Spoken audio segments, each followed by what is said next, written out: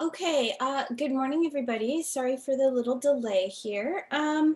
So we are finishing off with DNA replication. So we covered initiation and elongation. We did that not only in lecture, but also in discussion yesterday.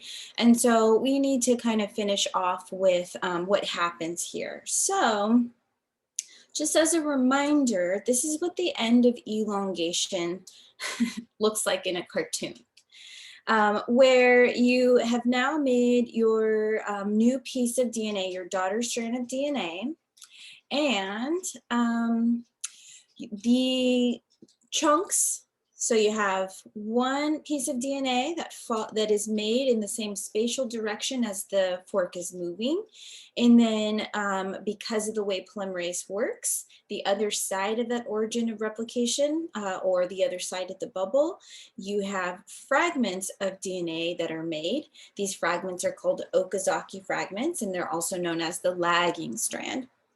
So this happens on both sides of the bubble for the parent strands. So both parent strands, this happens to. And so I just wanted to pay attention to the arrows. Like, even though we're saying that the other side has to happen in chunks and it's moving in the opposite direction of its fork, it's moving in the opposite direction of its closest fork.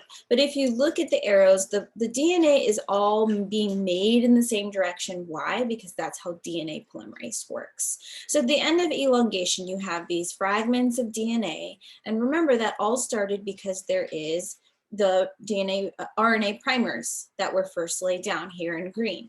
So we need to get rid of these RNA primers and fill them in with DNA. And essentially that's what happens during termination. So in termination, you can see, at least for the top strand, and this is all happening at once. It's not like the cell removes one primer at a time. What it does is it just removes all of them at once. And so to remove these primers, you essentially need something to break apart the hydrogen bonds, right? There's hydrogen bonds in between these bases, okay? But there was a primer here. They also had hydrogen bonds, so those need to be hydrolyzed.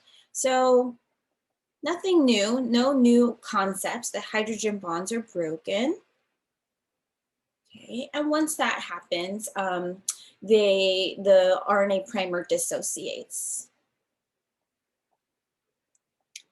And so that doesn't just magically happen. If at this point you're saying, okay, what enzyme does this? Good, yeah, an enzyme does do this. And I'm going to move it down here. So in prokaryotes, the enzyme that does this, so it's eating up, it's chewing away, this is called exonuclease, right? You're removing nucleotides from a nucleic acid, removing them completely.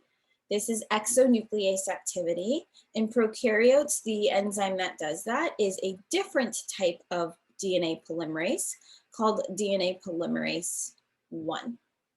Okay, so this has the exonuclease activity. Right? And then in eukaryotes, we'll put eukaryotes over here, the enzyme that does that is called RNase H. Okay, and we've talked about RNases before because RNase was the type of enzyme that was used in the Avery et al. Experiment where they were trying to get rid of RNA from the solution. Okay, so this is the exonuclease activity in eukaryotes. Okay, but now I think you can appreciate, so let me erase this so we can see. Now you can appreciate here that there is some empty template, right? So here's some template that's needs to be read and needs to be copied with its complementary base pairs. Here's some template. So the cell needs to fill in those gaps. You don't want to have a new daughter strand with these holes in between fragments. So the cell needs to fill in those gaps. So in order to do that, something needs to read the template, and the direction of reading never changes. So the template is always read 3' to 5'. So if we zoom in here, okay, so let's add some labels in. So if this is the 3' end of the new strand, that means right here, This is going to be the 5' end of the parent strand. And this hydroxyl group belongs to this last nucleotide, right? It's just begging for the next nucleotide if that's what needs to happen. So if this is the 5' end of the parent strand, then that means this region right here is the 3' end, right? Okay, so something needs to read in 3' to 5', so that means A, G, T, right? Because you read it 3' toward the 5' end. Okay, so that's what this next molecule does. It's going to read that empty template or that exposed template, 3' to 5', and it's this example, the template from 3' to 5' is A, then a G, then a T. So as you might imagine, something needs to write one at a time. So make or extend. Okay, and so it's going to make or extend on the new strand 5' to 3'. Okay, and so let's zoom in one more time. Okay, this little nucleotide here, don't forget, if it's the 3' end of that fragment, this also has a free hydroxyl sticking off of it. Okay, get rid of that. That was in the wrong place. Okay. So the molecule that does this is a polymerase. It's a DNA polymerase. And so for prokaryotes, the molecule that does the reading and the writing is DNA polymerase 1. It reads and writes. And for eukaryotes, it's a DNA polymerase alpha. Okay, so that's the reading and the writing. Okay, so here's how the polymerase does it. This is why having that 3' hydroxyl group, that free hydroxyl, is so important. So to fill in this part of the new strand, because the polymerase can only add onto the 3' hydroxyl, it actually uses this hydroxyl right here, and as it reads it, it's like, okay, let me start at the 3' and T. Okay, what do I need to do? Oh yeah, okay, that means, so for this here, what's complementary to an A? Okay, that's T, so I need to take a DTTP. I need to hydrolyze it twice to make it a DTMP. Oh, cool, that gives me the energy to do what I need to do. I'll just kick those phosphates into the nucleoplasm, who cares? We'll use those later. Don't worry, it's not trash. And then it takes this DTMP and it takes the 5' end of this and it attaches it right here. So now you have a T, and that T has a 3' hydroxyl. And then the polymerase repeats this with the next nucleotide. So it's going to put a C there, attaching it to the T.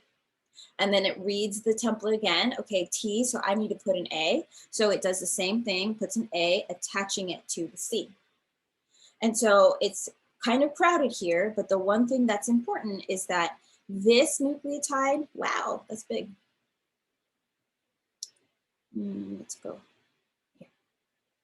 So this nucleotide and this nucleotide, they're actually not connected via a phosphoester bond. So they're missing a phosphoester bond.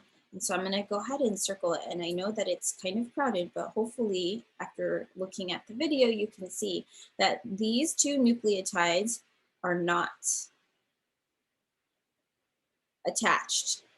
They're not connected, AKA phosphoester bond is necessary or missing, right? Because that means there's a little tiny piece of the backbone that's not perfectly sealed. Okay, so that's an issue, and we'll talk about how we fix that in a second. So basically, that's what happens at all of these places. So you first have to remove the primer. Okay, so that means the hydrogen bonds are broken, the primer dissociates, it's totally far away. This is called exonuclease activity, and the outcome of this is that you have now exposed more template. And then what has to happen next? Well, you need something that's going to read the template and write the new DNA. So read the template, we'll call it 2A, and then we'll call this 2B, right? So this is all in chronological order. It has to happen in this fashion, okay?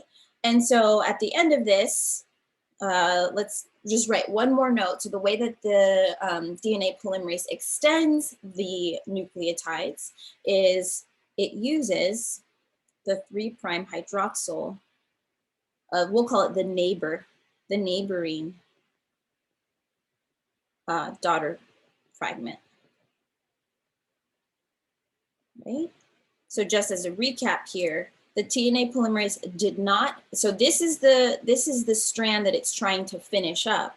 It did not use this nucleotide to start adding the nucleotides because that would be the backwards direction. DNA polymerase cannot do it in that direction.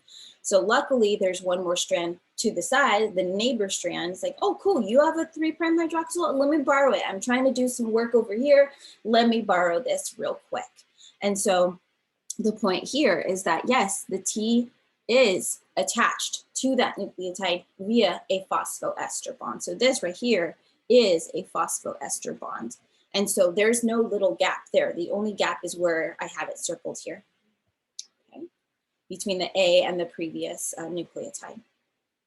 Okay, and so this is good, but it still leaves a couple nucleotides not covalently linked. So to resolve that, we need to somehow make a phosphoester bond. And so really that's the final part of termination, is that another enzyme called ligase goes in and catalyzes the formation of a phosphoester bond at all those little places. So it's going to catalyze it here. Once this is all filled in, so you're going to add here, boom, boom, boom. So you need to catalyze that last little phosphoester bond there, and etc. So at every single little space that is in the backbone, the ligase will come in and catalyze the formation of a phosphoester bond. And what is the result of this? Now you have a completely sealed, continuous daughter strand. And this happens on both strands. So we'll say 2 daughter strands. Yay. Okay. That is termination in a nutshell. Okay. So, however, there's a little issue that comes with being a eukaryote. So yeah, we are more diverse and we have more complexity and we have more, a variety of functions. However, because our chromosomes are linear and because of the way polymerase works, there's a tiny little issue at one of the ends of each strand. So the top strand has an issue and the bottom strand has an issue. Okay. So here's a very simplified cartoon of what I just went over. Here's your parent strand in dark gray, right? The replication bubble. Here's the little primers in red, right? And then the new strand, the new daughter strand in light gray, right? So these strands are made spatially towards the left. These strands are made spatially towards the right, but right here is where you have that origin of replication. So you now know that these are the little lagging strands, right? And this is the leading strand. Everything is the same, okay? So if we look at the directionality of the parent strand, so this is the 5' end of the parent strand, that means the other end is a 3' end, and I'm just reminding you, hey, every time you see 3', you should now associate that with there is a free hydroxyl at the end of that. No matter what 3' you're talking about, DNA, leading strand, lagging strand, RNA, if you see 3', there is a free hydroxyl. If you see 5', you know that this end has a phosphate group. That should now go hand in hand. Okay. These strands are anti-parallel, right? So the 5' is always across from the 3' end of the opposite strand. Okay, so now basically this bubble has completely opened up and we have made a completely new DNA strand. And so what else has happened here is that we have gone ahead and removed these things, removed the primer. So the exonuclease activity has come in and has sealed the gap with regular DNA, okay? And at this little point right here, the DNA, this is where the DNA attaches the first nucleotide. It attaches it to the neighboring fragment. And then let's say right here, let's do in a different color, maybe right here, that's where ligase sealed the final PE bond. So just put ligase, okay? So far it's all continuous, really beautiful and nice.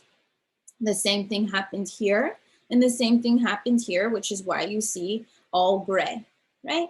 So no major issues. Okay, but let's actually look at this last little primer here, okay? So if that last little primer gets removed, so now it is removed, okay, let's scribble it out so we don't see it anymore. Maybe I could, I know what I'll do. Scribble it out. Okay, we've removed the primer. And what do we have? We have exposed template. Cool, yeah. So what does polymerase come in and do? It is gonna read the template. So here's the 3' and let's make up some letters. Maybe it's like C, C, G. Okay, it's probably longer than that, like 30 nucleotides.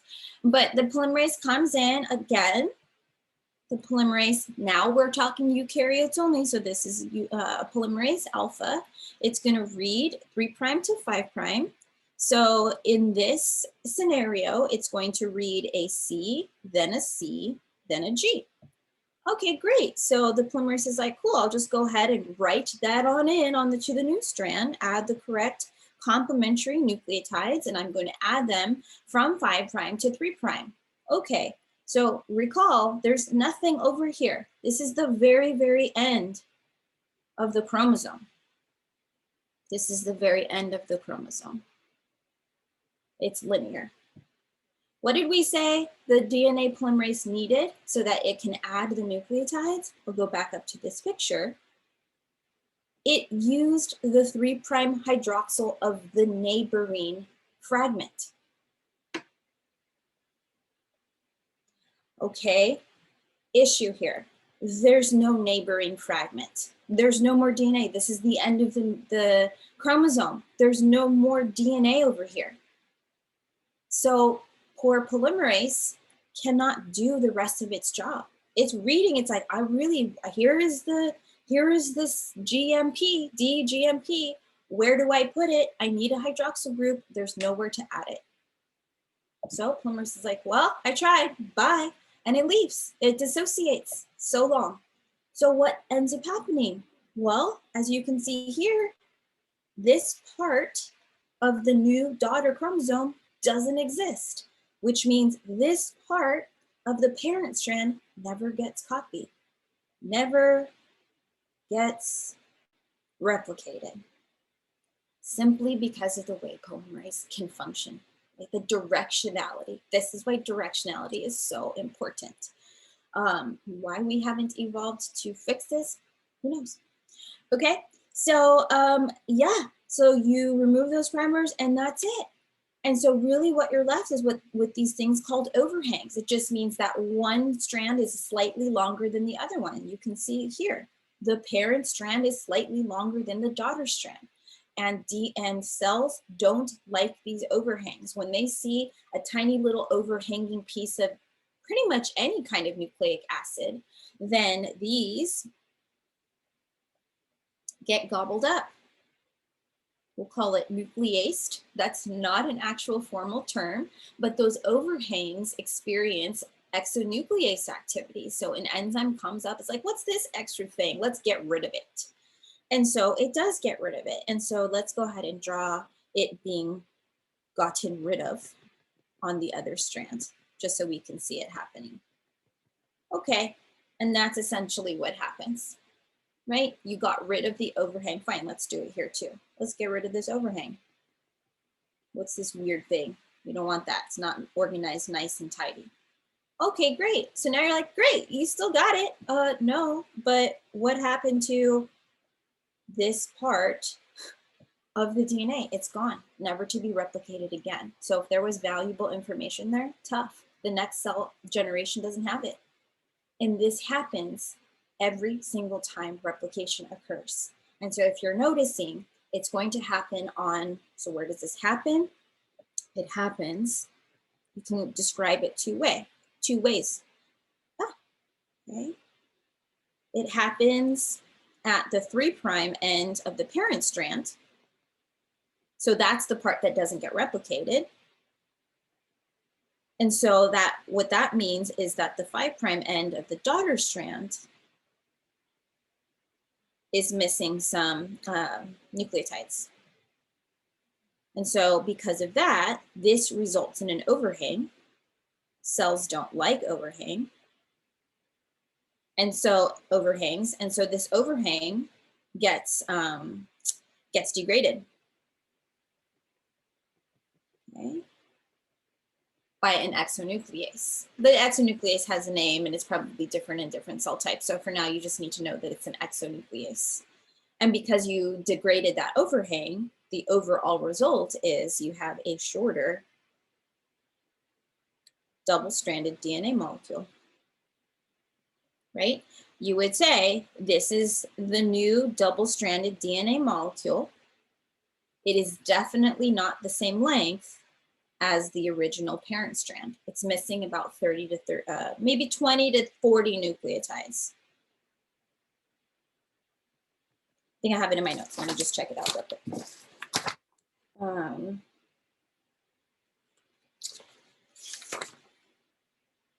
Oh, I'm totally wrong. Okay, let's get rid of that. 70 to 100 nucleotides. Okay, shorter every single time. Okay, so everyone can see that that's kind of a problem.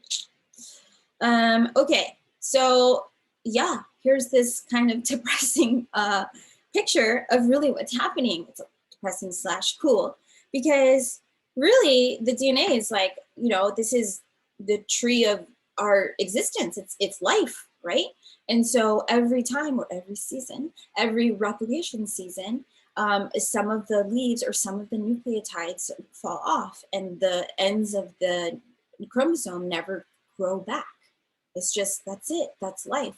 And so this region right here, right? So this is copied DNA, right? So this was an original DNA or original chromosome. And this chromosome, if you zoomed in, is double-stranded, just as it's indicated in this little cartoon. And then this gets replicated to make a perfect copy of that. And so here's your second strand of DNA. Let's draw a different color for the other strand. Boom, boom, boom. Right. And so this is why we say that the X, the shape of the X chromosome, this thing, only appears after replication. Before replication, you just have one of these sticks. If you zoomed in, it would just be one strand of DNA. Okay. Wound up really, really tightly. And these would be your two parent strands. Okay.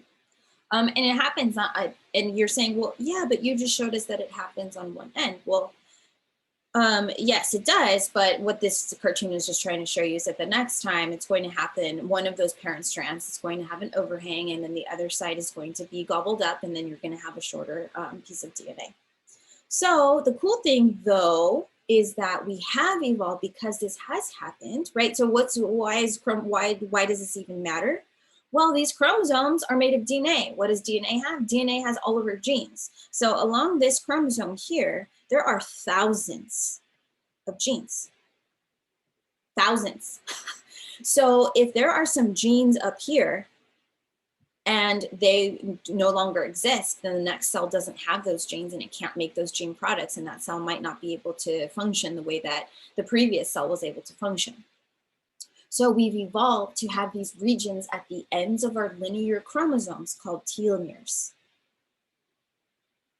Okay, it's not an extra like protective armor. It's basically just extra DNA whose fate and whose sole purpose on this cell's earth or in the cell's life is it knows that it's that region. It's okay if that region gets cut off and shortened every time the cell replicates, because those telomeres do not contain genes.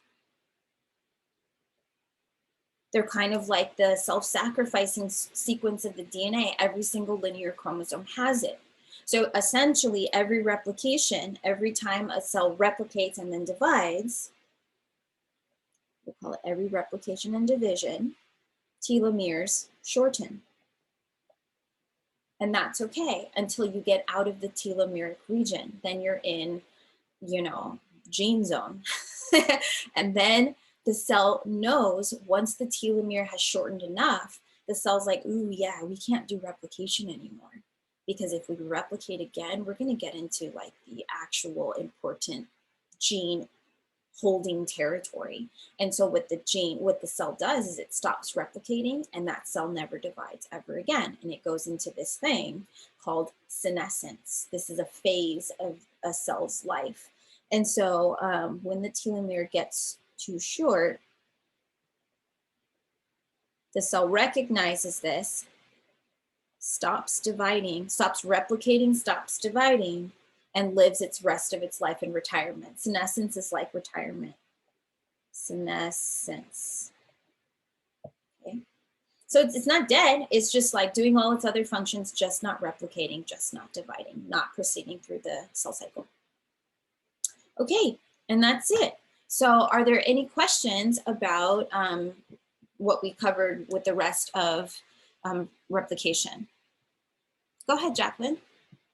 Hi, I was wondering if telomeres stops dividing, what about cancer? Because aren't cells constantly replicating? Yeah, so that's actually really good, a really great question. And so telomeres in cancer cells, this is why cancer cells are so wild and so naughty, is that these cancer cells, their DNA, they have a special enzyme that like makes new telomeres every single replication. Like, oh, well, hold on, let me extend the telomeres. Okay, go ahead and replicate and divide. And so their cancer cells' DNA, their telomeres shorten at a much, much, much smaller, at a much lower rate, if at all. So that means cancer cells can always divide forever. This is why cancer is an issue, and that's why tumors keep growing. Yes, great question. Any other questions? Thank you. Mm-hmm. Yeah, so basically cancer cells and some of our healthy cells like embryonic cells, right? You don't want embryos to already be losing telomeres even before they're out in the real world. So some cells, they make a special enzyme that has the ability to extend telomeres, and we're going to talk about that Thursday. Go ahead, Max. So that same enzyme that extends those telomeres, if you could use that like in a healthy sense and extends like a cell's lifetime, couldn't you like extend a person's lifetime? Yep, and for a while, so this enzyme is called telomerase because it makes telomeres. And for a long time, when we figured out that this was happening, telomerase was like the hot topic, kind of like how CRISPR is now, or actually how COVID is now. Like this was the hot topic that everyone was trying to figure out and understand, and we called it the potential fountain of youth, right? Because as you lose your telomeres, and I don't know the causality, if it's correlation or causality or one causes the other, but as you age, more and more percentage of your cells have shortened telomeres. So as you age, more and more of your cells are in senescence, and that's when your cells don't start functioning less efficiently, and then you as an organism start functioning less efficiently. So we thought like, oh my God, if we can extend telomeres in our lives, we can potentially extend organismal life. Yeah. Yes, but tricky situation, because when you put stuff when it's not supposed to be there, there could be a lot of really great benefits, but there's always going to be side effects. Yes. Cool, great questions. Okay, so let's go ahead and move on. We are now going to talk about, so this in a sense really is kind of like a mutation. It's damaging the DNA. It's like there's a piece of DNA that's being removed. So this is a really nice segue into other types of DNA mutations, which is the subject of the next lecture. So let's go ahead and get there. Here we are. Okay, so this is called lecture 17, and I break it up into 2 parts because I used to try to teach it as one lecture, but it would always go into 2 sessions. So we're going to call this part 1, and part 1 is all about the types of mutations and damages and errors that happen maybe during replication, or just like when the cell is just minding its own business, there's damage to its DNA. It's like, geez. Okay, so this is part 1, and then part 2, we'll talk about how the cell fixes all that stuff. So this is the depressing part, but then don't worry, there's some hope. Okay, so yeah, anytime a gene or a DNA gets damaged or changed, just the sequence of it, that is defined as a mutation. Okay. Okay, so for this lecture, I'm breaking it down into 2 kind of main topics. Types of mutations. And so there are different types of mutations categorized by their severity. Like, is it just 1 or 2 little nucleotides that are messed up? Is it the whole chromosome? What's going on? So the losing of the telomeres, I would call that a chromosomal damage, right? It's natural. Nothing is, no chemical, no radiation is making that happen. It's a natural part of the cell's life. And then there's these tiny, tiny little mutations called point mutations, and that's what we're talking about 1 to 3 nucleotides. Okay, so we're going to talk about the different types of nucleotides the different types of mutations that occur, and when it occurs, how that can actually affect the future. And then also major causes. So yes, some of it is natural. We'll discuss what we mean naturally happens. We'll talk about it. But then there's also just living your life. Cells are exposed to the world. And there's also, you know, making choices for your life that implement these damages as well. Okay, so major types, major causes. Not an exclusive list. Okay. Okay, so just quickly, because this is going to be important for the next slide, is that we know that both strands of DNA gets replicated. Each strand serves as a template. But we'll learn soon, but for now, all you need to know is that only one of the DNA strands gets transcribed into RNA, right? So you have, here's your DNA, right? So each of those strands, there's the parent strand, gets copied into 2 new daughter strands. But for when you're making RNA, you still separate the DNA, so it still separates into 2 strands, but you only make, excuse me, you only make 1 RNA. So this will go on to then separate into DNA and RNA. And so you only make 1 RNA. So basically only 1 strand of DNA gets transcribed into complementary RNA.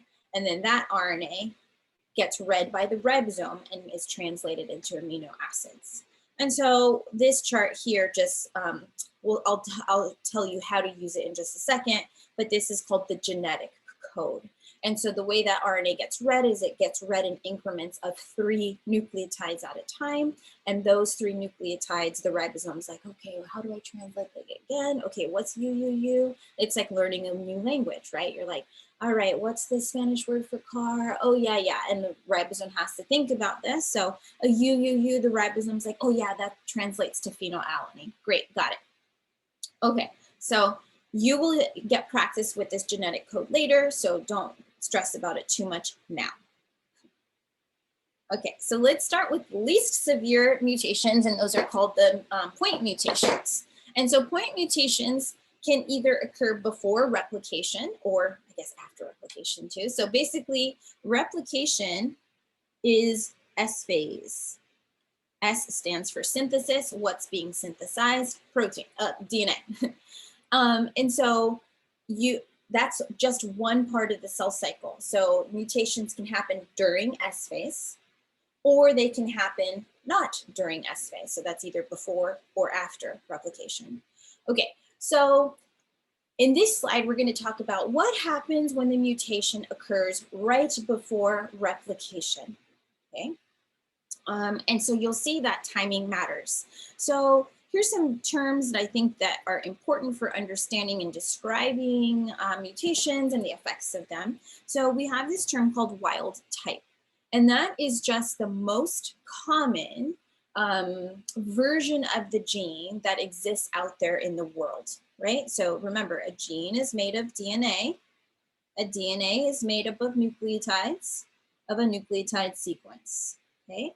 So there's different sequences for different genes. And so genes, it's like ice cream. So gene is ice cream, but there's different flavors of ice cream, right? You get chocolate, you get chocolate chip. Okay, so it's still ice cream. So genes can have different sequences, slightly different sequences.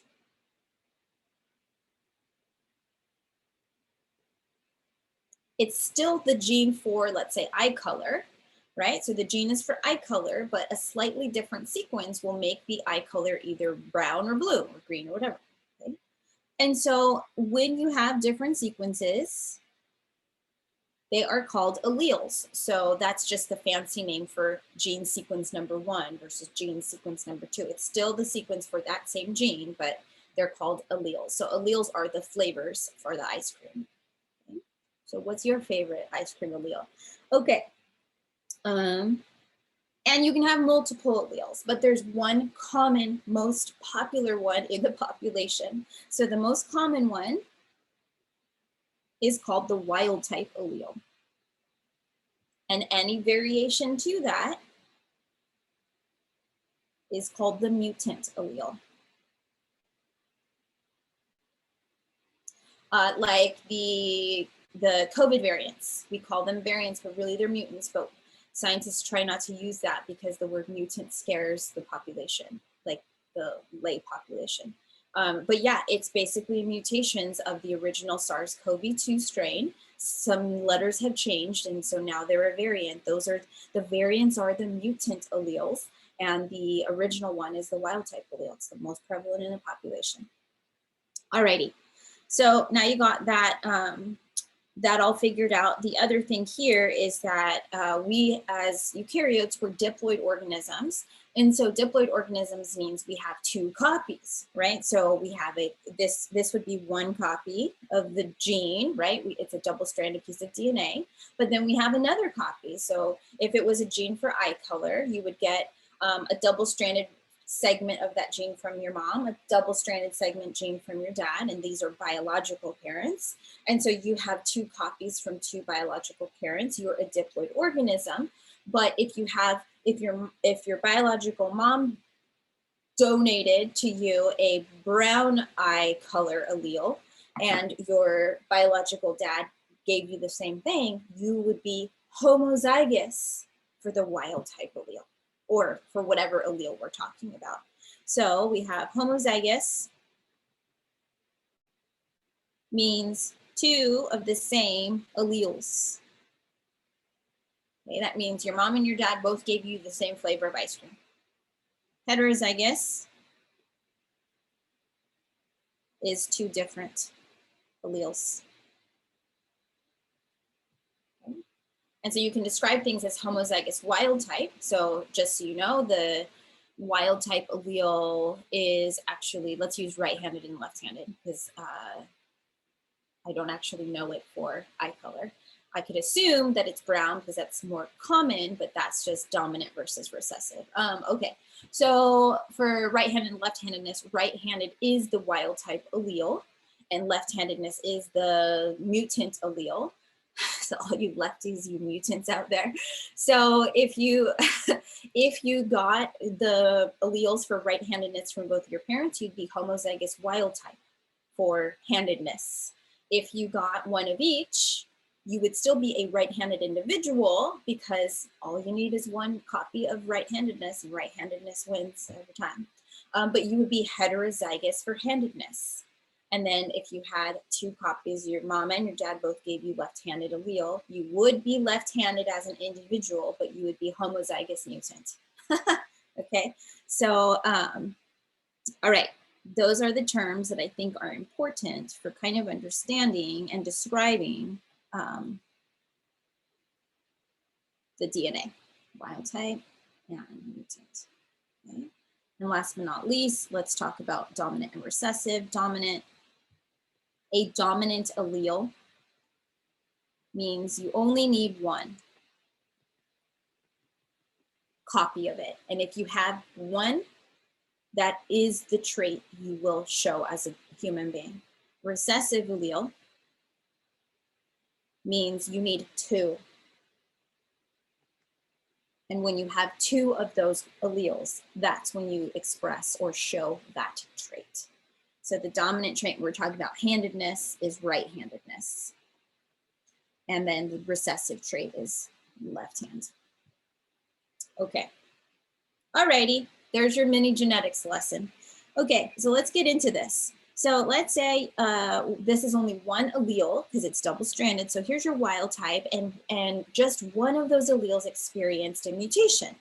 Okay, and the T in red, this is just the place where I'm pretending a mutation happened. So a mutation occurs before replication, and you can assume that it was not fixed. Cells are pretty good at fixing things, but let's pretend it didn't fix this. Okay, so if it didn't fix it, somehow that T, the cause is not important right now. We're not going to talk about causes, but the T was changed to a G. So this is a T to G mutation. Okay. And so when we talk about single nucleotides getting changed, we can describe them a couple ways. So here is one way to describe this. Nothing is being removed, nothing is being added in. You're basically making a switch. Oh, it's right here. This is called a substitution, but there's different types of substitutions. There are transversions, okay, and there are transitions. So transversional substitutions and transitional substitutions. And a transversion is when a purine base gets switched to a pyrimidine base, and vice versa. Right? And so the way that I remember it is it's a different version. It's a completely different type of base. Where a transition is you take one purine, A's and G's. So an A gets changed to a G or vice versa, or a pyrimidine gets changed to a different pyrimidine. So your C's and T's. So if a C was changed to a T. So if a T to G substitution occurred, T is a pyrimidine, yes. G is a purine. So this would be an example of a transversion, pyrimidine to purine, okay? All right, so let's continue. So let's say that this transversion occurred here. And so now we know how replication works. So after one round of replication, so I've tried to color code it for you where the parent strands are in black and the daughter strands are going to be in red. So the parent strand gets separated into its templates. Nothing happened to this parent strand. So you can assume that this right here, I'm going to circle it. Okay, so this is going to be in the new cell. The sequence is totally the same. If you look at the sequence here and you compare it to here, it's perfect. No changes have been made. This cell can go on living its life. Nothing new or weird or different has happened. Okay, however, if you look at the other strand, recall that this one of the strands incurred a mutation. So this is the parent strand. This is now going to be the template. And so DNA polymerase doesn't know that it's a mistake. It's like, cool, there's my template. I'm going to go ahead and read from 5' to 3' and add the nucleotides, 3' to 5', just mind my business. Okay, and so that's what it does. And of course, it's proofreading and making sure that all the base pairs are correct. And so when it comes to this base pair, it sees a C and G. It's like, that's fine, right? That's normal. Let me go to the next one. Yeah, cool. I did a perfect job. A+ for me. Okay, but if you look at the sequence here, this sequence for this gene is different than the wild type. That's a problem, right? Or it could be a problem. So this is actually a mutant allele. Why? Because you have a completely different sequence. It only varies by one base pair, but by definition, you change one thing, that's a mutant. And this is your wild type allele. Wild type is abbreviated, capital W, capital T. This is your wild type allele. Okay, so you're like, okay, cool. So the DNA change is 1 base out of 3 billion for humans. Who cares? And most of the time it is who cares. And sometimes it's like, oh, wow, we actually made a better trait. And then sometimes it's like, oh, yikes, we messed this up bad. Okay, so mutation doesn't necessarily mean that you're going to change the trait. And if you do change the trait, it doesn't necessarily mean that you're making it a worse trait. So there's good advantageous mutations. This is called evolution, right? You select for the advantageous trait. There is bad traits, right? Survival of the fittest. Ooh, well, hopefully you can still survive, if not so long.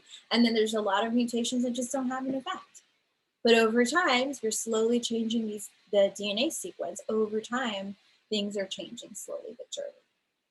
Okay, but remember, you only see an effect if you have affected the protein that that gene codes for. So let's pretend that this is the strand that gets transcribed. Okay, so if it's a strand that gets transcribed, this is the strand that becomes the RNA. And then that is the RNA that becomes the nucleotide, the protein. So if you look at this strand right here, and this is, we'll go obviously into much deeper detail with this, but RNA polymerase essentially works the same. So RNA is going to be in purple here. The RNA polymerase reads the template 3' to 5' and adds the nucleotides 5' to 3'. So it just goes ahead and adds the complementary nucleotides, C, instead of a T, it adds U's. So here is your RNA sequence that would result. The top strand does not get read by polymerase. Polymerase is like, I don't care, I only have time to do one strand. This is the strand I'm doing, great. And so if you look at just this first, this is called a codon. If you look at that first codon, when that RNA gets to the ribosome's like, all right, what's GAC mean again? What's GAC mean? I gotta translate this. So let's go back up here.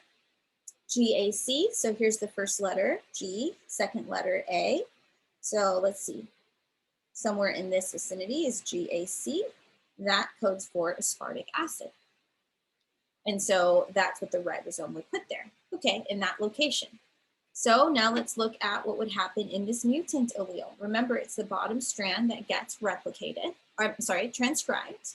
And so if you look at this first codon, that's where the mutation occurred. Once this RNA gets to the ribosome's like CGG, CGG, CGG. Okay, let me, I can't remember what that is. So it comes up here, C, all right, and then G, so somewhere in this vicinity, CGG. Okay, cool. The ribosome doesn't know it's a mistake. It's just translating it. Mm-hmm. So it's what? Oh, sorry.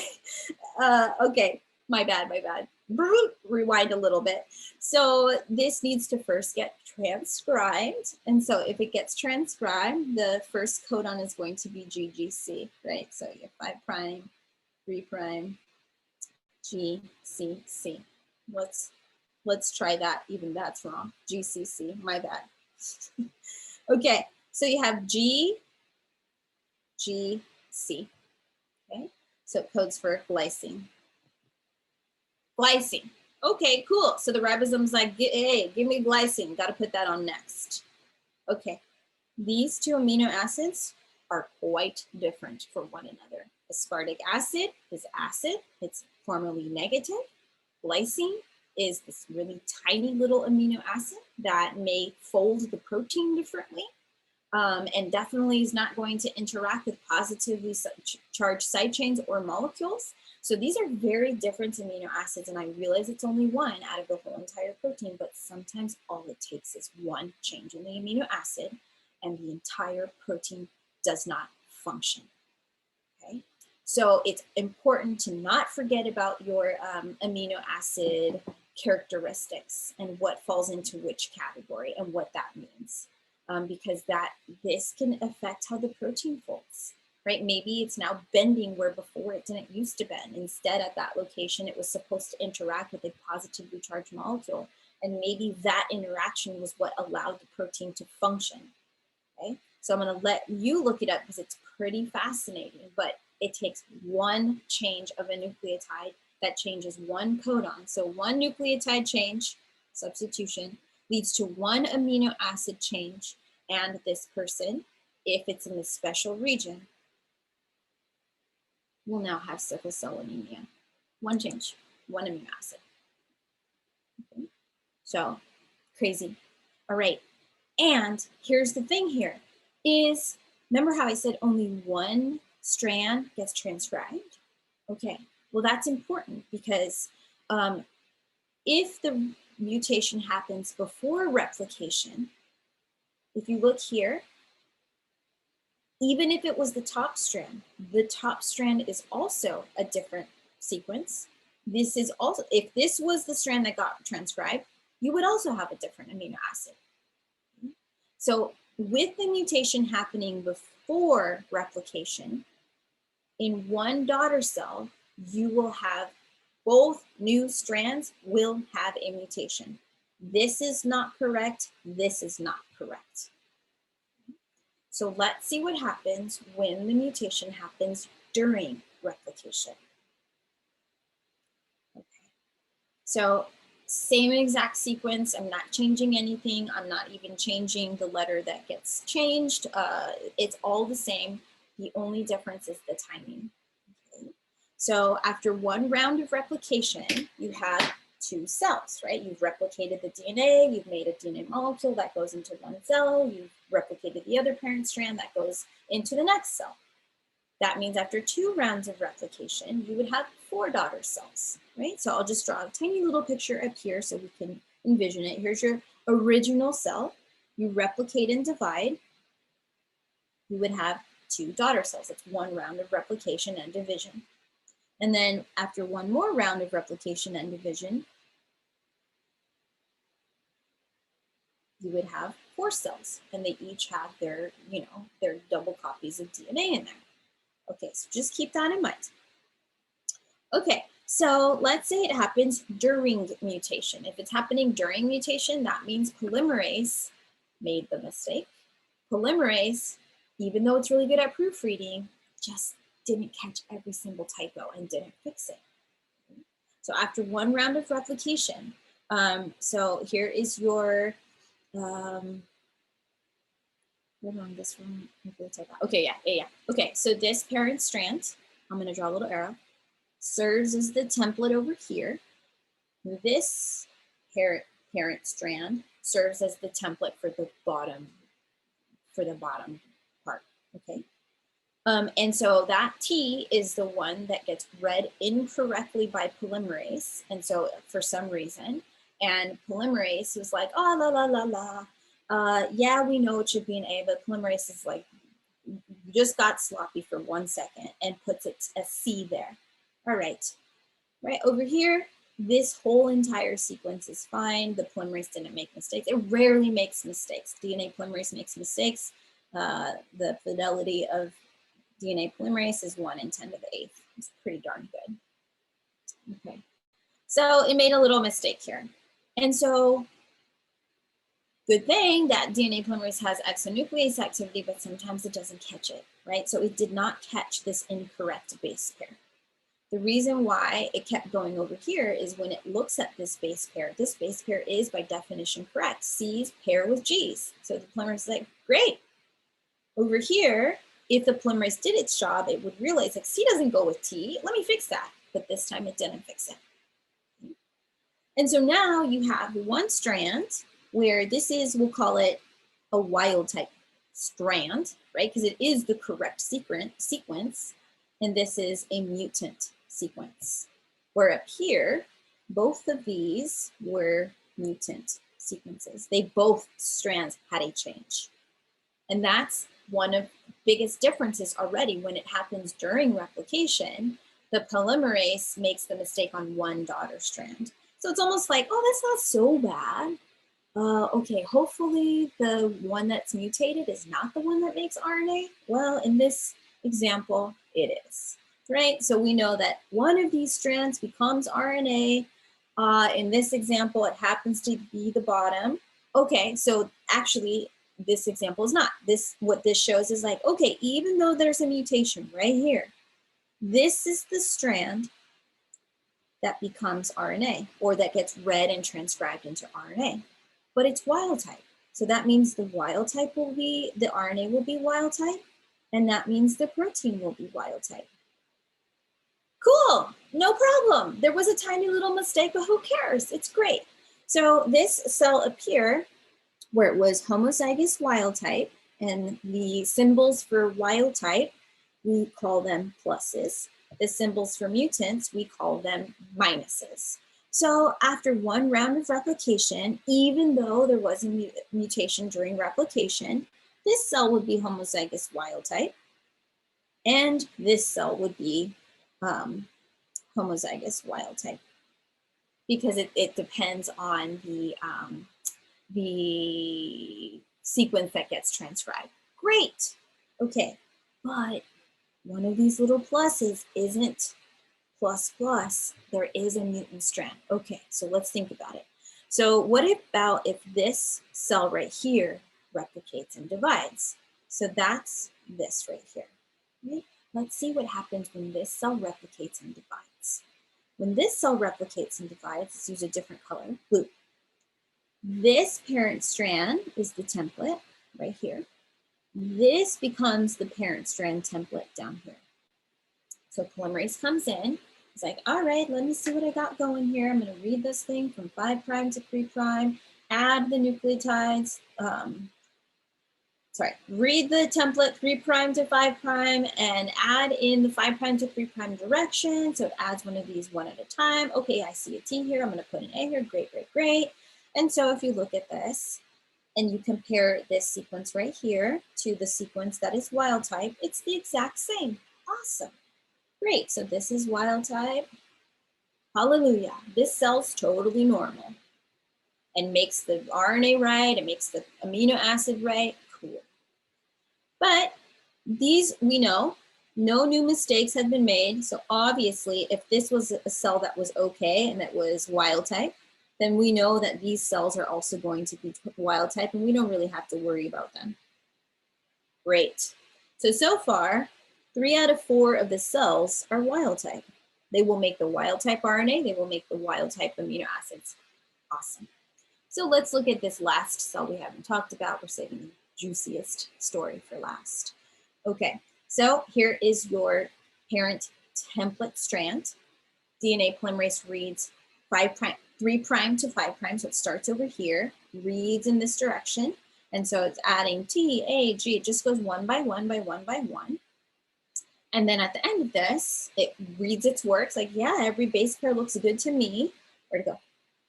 Okay, so yeah, it looks good to me in terms of base pair matching. However, now what we see is that both strands are different than the wild type, right? At this position right here. Where it used to be AT, it's now a CG. Right?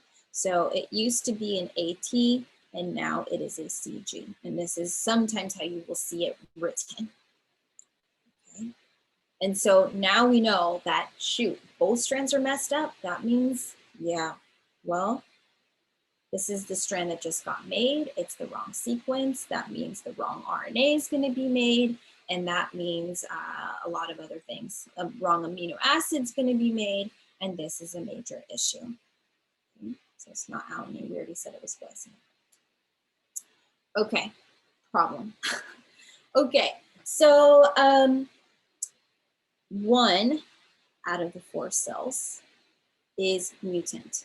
And now, moving forward, any cell that this creates, this is like if this was the original, now any of its offspring, any of its cell offspring, every single cell beyond that is going to have that mutation. Every single cell. So you might say, like, who cares? Just one cell. Okay, imagine if this was your 4-cell embryo. At your 4-cell embryo, 25% of the cells have a mutation. That means that that cell is passing down to the trillion cells it needs to make, is going to pass the mutation to all of those cells. That's a problem. Okay? But this is not so bad as when it happens before replication. So this, it took, nope. It took 2 rounds of replication for one of these cells to be homozygous mutant. Over here, we have one cell, splits, creates 2 cells. So we know that this was wild type. We know that this is wild type, so we can say that. But already, we know that this cell right here is going to be mutant because it completely makes a different protein. So at this point, moving forward, every single cell that is derived from this DNA is going to be mutated. So that's even worse. If this was your sperm and egg, all right, cool. Division number 1, one cell's awesome, one cell's not. From that point moving forward, every single cell is messed up. And depending on where that is, if it's in a gene that is important for function and living and development, that embryo doesn't make it. Okay, but if it happens later in development, maybe, you know, most of the baby is already developed and only a couple cells have this issue. Maybe it's just a disorder that's very easily managed with medications, right? So this is the importance of during replication versus before, during S phase versus not during S phase. Is, do these mistakes get fixed? If not, the detriment is going to depend on when during the cell cycle it took place. Okay, so those are substitutions, right? You didn't change the number of nucleotides in the sequence. So I gave us this page in case I needed it, but I don't. So I do want to mention 2 other types of point mutations. So the point mutations are usually 1 to 3 nucleotides that are being affected, all right? And so one of the substitutions we know is just replacing, you're not changing the number, but we know that they exist as transversions or transitions. Okay, so that's one of them, but you can also get nucleotides randomly inserted, 1 to 3 of them. So if you insert nucleotides, that's called insertion. And if you delete nucleotides, those are called deletions. And so remember that the ribosome reads the RNA in increments of 3 nucleotides. 3 nucleotides of RNA is called a codon. Okay? So if you took out 3 nucleotides, then the resulting protein would be missing an entire amino acid, which could be detrimental or not. Maybe you're just missing one tiny little, who cares? We can still function. We don't need you, lysine, we're good. Or if you insert 3 nucleotides, now the protein's like, oh, I got an extra amino acid. Like, yeah, okay, you're not gonna really bug me too bad, so that's fine. You can stay here and we can still function the way that we're supposed to function. Okay, that's 3. But if you took out 1, or if you took out 2, now when that RNA goes and feeds into the ribosome's like, I was supposed to read these in groups of 3. I'm reading them in groups of 3, so let's take a peek at what that might look like for the ribosome. The ribosome doesn't get it because it just knows how to read in groups of 3. So in groups of 3, this would be, let's make it bigger.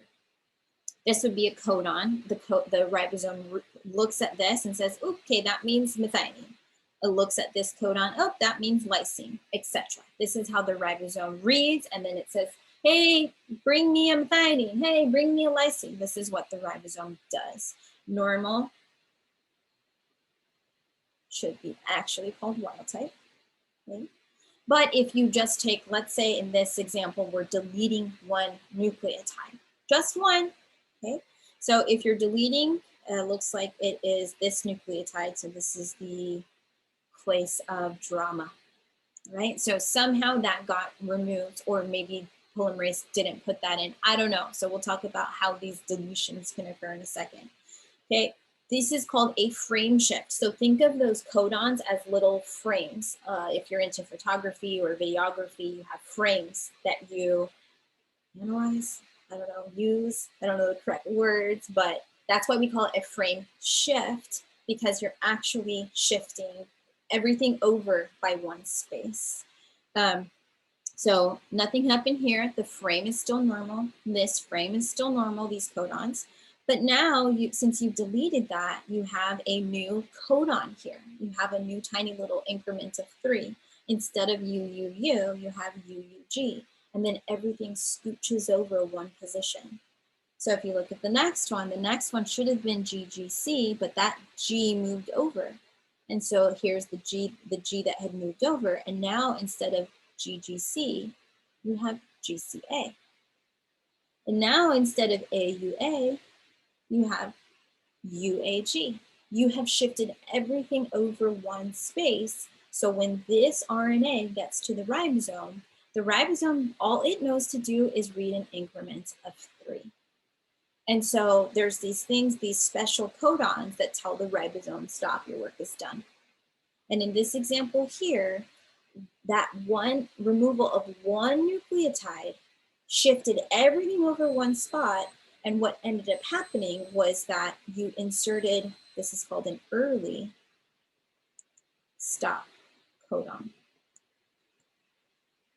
Because that's not where the ribosome should have stopped, right? The ribosome was supposed to put an isoleucine there and keep going. So it should not have stopped there. But if you stop making an amino acid sequence, then you have made a very, very, very short protein. And if you make a very, very, very short protein that is missing hundreds of its amino acids, then chances are it's probably not going to work the way that it should. So even though you're just taking one tiny little letter out or in, this will be the same if you took 2 out or you put 2 in, you're shifting the entire frame, which means wherever that location of the mutation happened, anything after that, messed up. Everything. Anything after that position is messed up. So the frame shifts have a huge detrimental effect if they are 1 to 2 nucleotides in length, not increments of 3. Okay, so this is from point of mutation on, everything is mutated or incorrect.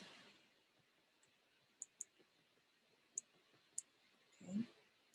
And in this example here, it happens to be an early stop codon.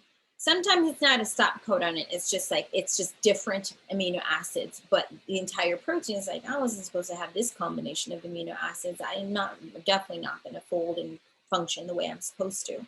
And sometimes it leads to early stop codons. So if it does lead to an early stop codon, depends on where. If it's early in the sequence, this is going to be a non-functional protein because it's missing the majority of its amino acids. But any shortened protein we call a truncated protein. Okay. And if the mutation did not result in an early stop codon, we just say like it instead just led to a bunch of incorrect amino acid sequences. This is probably also going to be non-functional because it's not the right protein. We didn't put the right amino acids together. Okay, so let's see. Okay, yes, thank you, Ivan. Okay, all right, so those are your point mutations. Okay, so the next major type of mutation are going to be bigger than a frame shift, because a frame shift is really just that single gene. One gene makes one protein, or a couple proteins, yeah. But chromosomes have thousands of genes on them. So this is more like, where do I want to write it? This is more like affects a single gene or a few genes. Okay. Whereas chromosomes, because chromosomes carry thousands of genes on them, these mutations can affect thousands of genes. And so the names kind of give it away. So I'm just going to go through them. So sometimes fragments or chunks of the chromosome can get duplicated. So when the chromosome is getting copied, right, in replication, this is for linear, well, it happens in prokaryotes too, but it's more common in eukaryotes. Linear, it's great, but it's also caused issues for us. So fragments of the chromosome can be, when it's being copied, for some reason, a chunk gets duplicated and the new the new chromosome has this same region, but twice. Strange. Okay? And so here's a real life example of this happening, where you have, this is a Drosophila melanogaster over here. And this is the eyeball of a Drosophila melanogaster. And so this is a wild type eye. Their eyes are so cool. And so we call this wild type. And you can see here that the symbol that we gave for it is capital B. So in Drosophila, we usually make the wild type alleles capital, and then we usually make the mutant alleles capital with a plus, and then the mutant alleles, they don't have a plus. It's strange. Don't worry about that part. So let's just focus on this being plus plus, right? So that is a nice round eyeball of a Drosophila. And I want to erase it so we can really, we could really see. Okay, so this would be your wild type, and this would be your mutant. In Drosophila land, they like to be different. This gene is called, or this type of mutation is called BAR. It's like a sequence of genes in one single chromosome. What is it? I think it's chromosome 1 in Drosophila. And so if it's mutant, we just call it B, not B plus. Okay, right? Because B plus is better than B. Okay, so if the fly got one of each of these chromosomes, it would by definition be a heterozygote or a het. And you can see the trait. The trait, look at the eye. It now is skinnier and just looks thinner. And so B actually stands for bar. So if you have the mutant for bar, your eye's shape starts looking more like a bar as opposed to a nice round oval. And then in this fly right here, this fly is homozygous, right? Homozygous mutant. So it has 2 of those chromosomes that are messed up, and now its eye is even more bar-like. Okay, so pretty crazy. Sometimes people even say this looks like a little kidney bean, or sometimes I've seen it where it really looks like the letter B. Okay, so let's see, what else we got? We have inversions. So in inversions, that's, you know what an inversion is, it's inverting something. So it's like a mirror image. And so when this chromosome gets made, for some reason, the entire polymerase, I don't know, it's not even the polymerase, it's like something comes in when this is happening, cuts the chromosome, and then the cell's like, put it back together, and it puts it back together backwards. And so this actually happens. It's very common in a specific type of blindness. So here's an example. And also in acute leukemia. So this will happen, I think it's chromosome 9, where this is very typical of it. And this is actually what leads to the certain blindness in acute leukemia. Very strange. Okay. In a deletion, again, as the polymerase is making this, so it can happen a couple different ways. Maybe the polymerase at this point dissociates and then resociates here, and then just kind of seals this chunk and this chunk together. For some reason, I don't know why, it just decided like, I don't want to do that part. And so the resulting chromosome is going to be much shorter, and this one's pretty obvious. Like, we're talking chromosomes have tens of thousands of genes. If you take out like half of the chromosome, you're taking out thousands of genes. So by genes, and that can be an issue. Most times these chromosomal deletions, just if it's during embryogenesis, leads to the body's natural abortion. Like, it will just abort the fetus. And so this is actually, sometimes the damage is not so bad that it aborts the fetus, but it leads to certain disorders and certain traits that are maybe unfavorable. And one of the examples is on chromosome number 5, and the syndrome or the disorder is called cry-to-cat. And so babies, they sound like they're cats when they cry. I don't know. And I don't know if there's any other effects of this, I think it's cry-to-cat, it's French. I don't know, I don't speak French. Okay, so let's see, insertion, obviously something's being inserted, but really this has to do with 2 chromosomes. So part of one chromosome is being inserted into another chromosome, not switched, just inserted. So here you have 2 different chromosomes. This chromosome, so because remember, replication is happening all the linear chromosomes at the same time. So this is going to be replicated, but again, something in the cell, and it usually is in aging cells, something in the cell, for some reason, clips the chromosome on both strands, and there's this free-floating chunk, and the cell like immediately tries to repair it, and sometimes it makes a mistake and puts it in, it's like, where do I put this? And so it just puts it onto a different chromosome. All these things are anomalies. I don't know why it happens, but we just know that sometimes it happens. And so this is called an insertion. So now you have a chromosome. So this chromosome is shorter than it's supposed to be. And you're like, oh no, with those genes, that genetic material. Well, it's still there. It's just in a different place. So that can cause some problems. And so now this chromosome is longer, but you really haven't lost, no loss of genetic material. It's still all in the cell. It's just not in the right place. Oftentimes this is an issue, sometimes a more severe issue, and sometimes not. So when this happens, one of the most common insertions is called the Fanconi anemia insertion.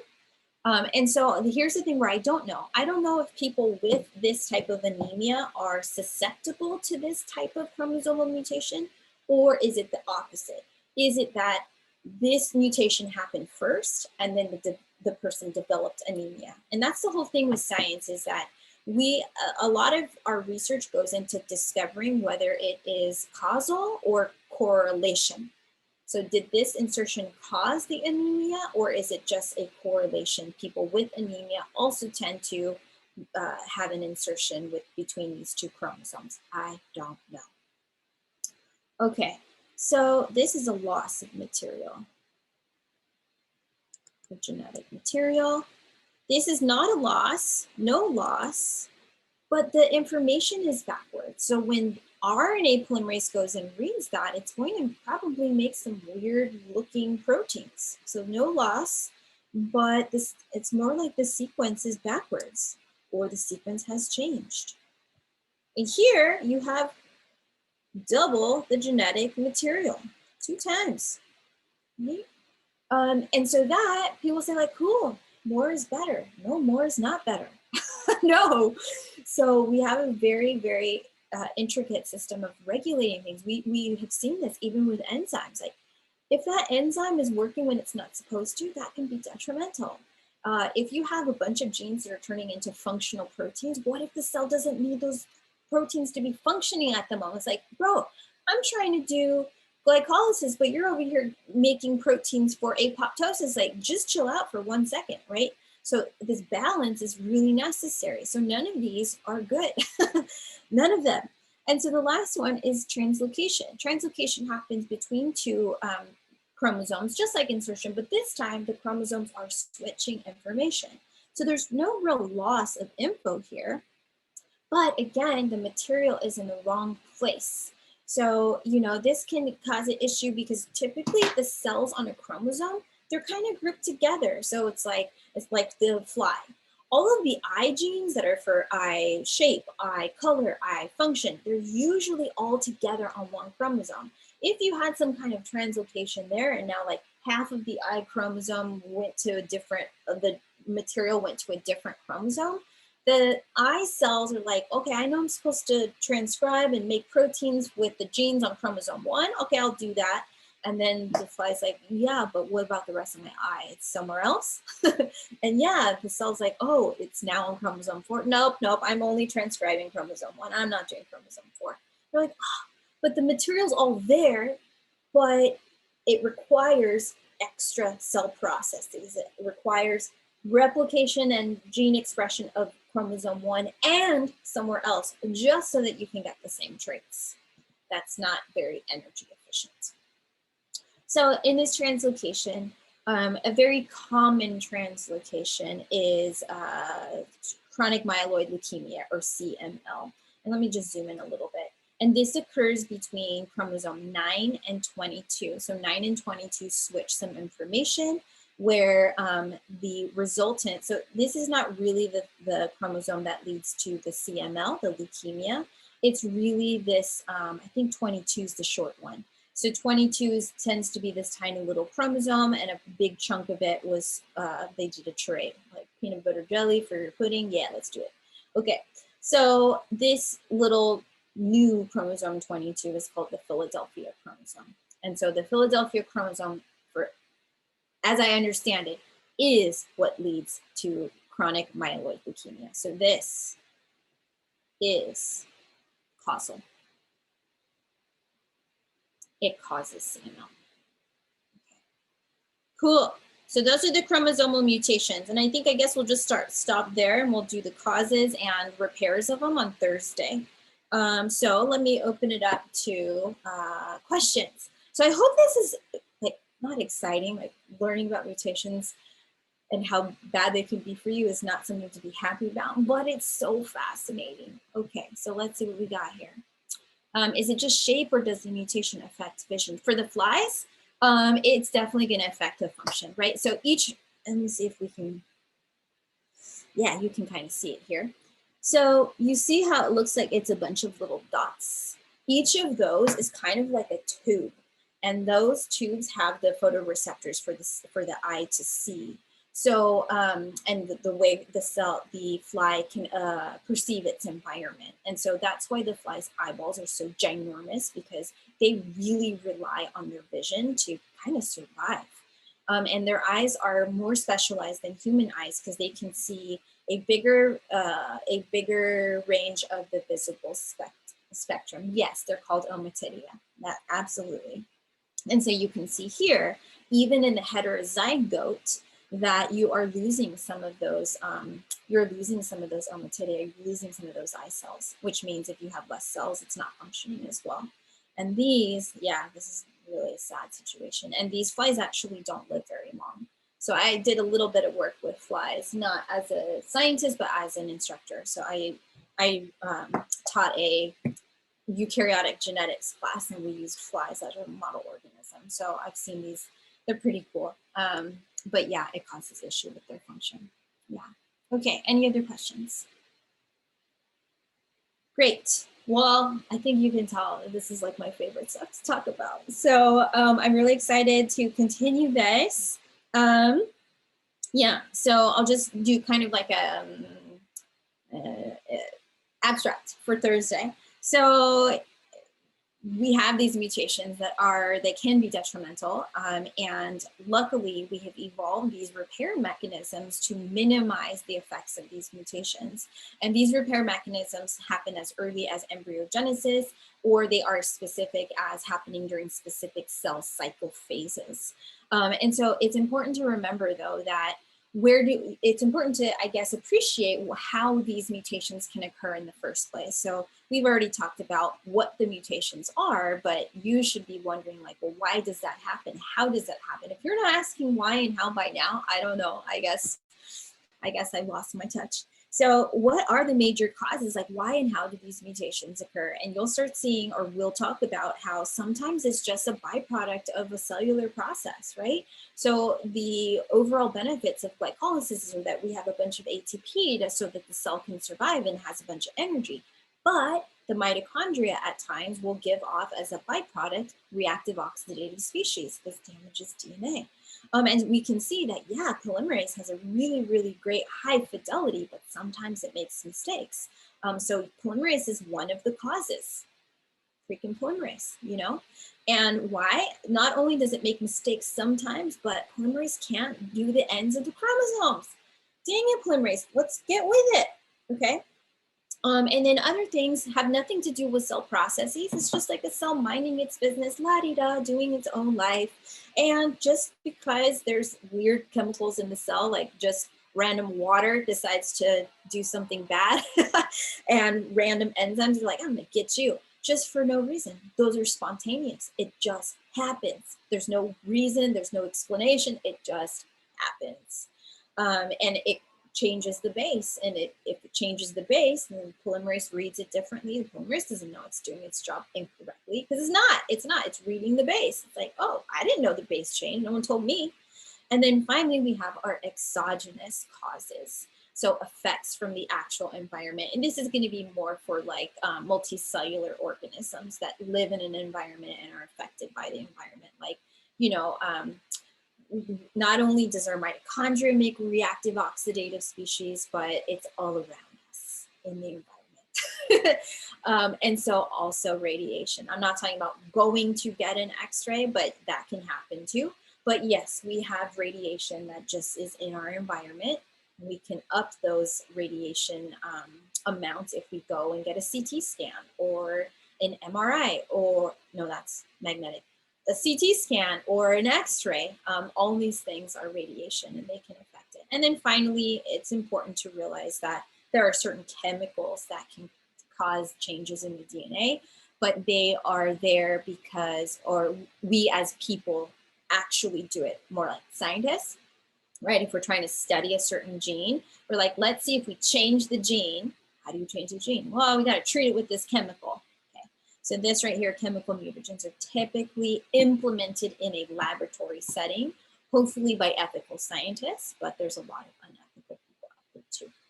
So if you wanted to start like science warfare, that's how you have. All right, so if there are no questions, that's it. So hopefully Zoom is going to work well today. I did have some issues with my, not even just my